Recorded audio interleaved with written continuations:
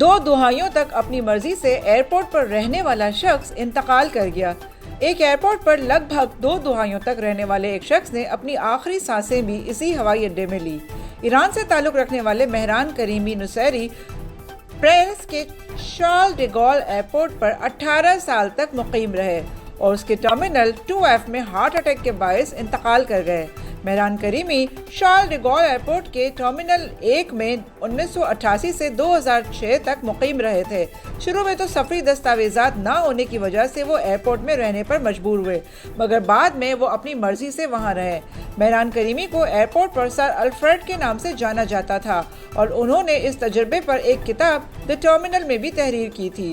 ان کی زندگی سے متاثر ہو کر 2004 میں ٹام ہینکس کی فلم دی ٹرمینل ریلیز ہوئی تھی۔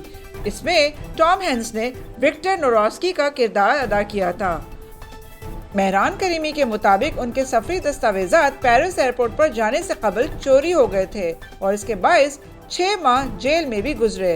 مہران کریمی کی پیدائش 1945 میں ہوئی تھی اور 1974 میں تعلیم کے حصول کے لیے برطانیہ گئے، مگر وطن واپسی پر انہیں سیاسی نظریات کے باعث جلا وطن کر دیا گیا۔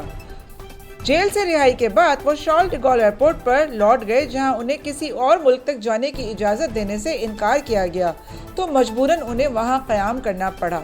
انہیں ایئرپورٹ سے باہر جانے کی اجازت نہیں تھی تو وہاں ایک سرخ پلاسٹک بینچ پر سوتے تھے، جبکہ نہانے کے لیے عملے کے ٹوائلٹ کو استعمال کرتے تھے۔ 1999 میں انہوں نے ایک انٹرویو میں بتایا کہ بتدریج مجھے ایئرپورٹ سے باہر جانے کی اجازت مل گئی، مگر میں باہر نہیں جاتا تھا۔ ان کے مطابق وہ اس وقت حیران رہ گئے جب 1999 میں انہیں حکام کی جانب سے دستاویزات جاری کر دیے گئے، مگر اتنے سال ایئرپورٹ پر رہنے کی باعث انہیں باہر جاتے ہوئے ڈر لگ رہا تھا۔ یعنی 1988 سے 1999 تک وہ ایئرپورٹ پر ہی رہے تھے۔ اسی وجہ سے انہوں نے دستاویزات لینے سے انکار کر دیا اور شارل ڈی گول ایئرپورٹ پر مزید 7 سال تک مقیم رہے۔ وہاں سے 2006 میں وہ اس وقت باہر نکلے جب بیماری کے باعث انہیں ہسپتال منتقل کیا گیا۔ 2007 میں انہیں ایک مرکز منتقل کیا گیا اور 2008 سے پیرس کے ایک شیلٹر میں مقیم تھے، مگر چند ہفتے قبل ایک بار پھر ایئرپورٹ واپس لوٹ آئے تھے۔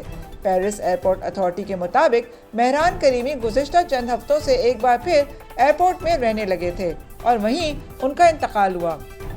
ان کے ایک دوست نے مہران کریمی کو ایسا قیدی قرار دیا جو ایئرپورٹ سے باہر رہنے کے قابل نہیں رہا تھا۔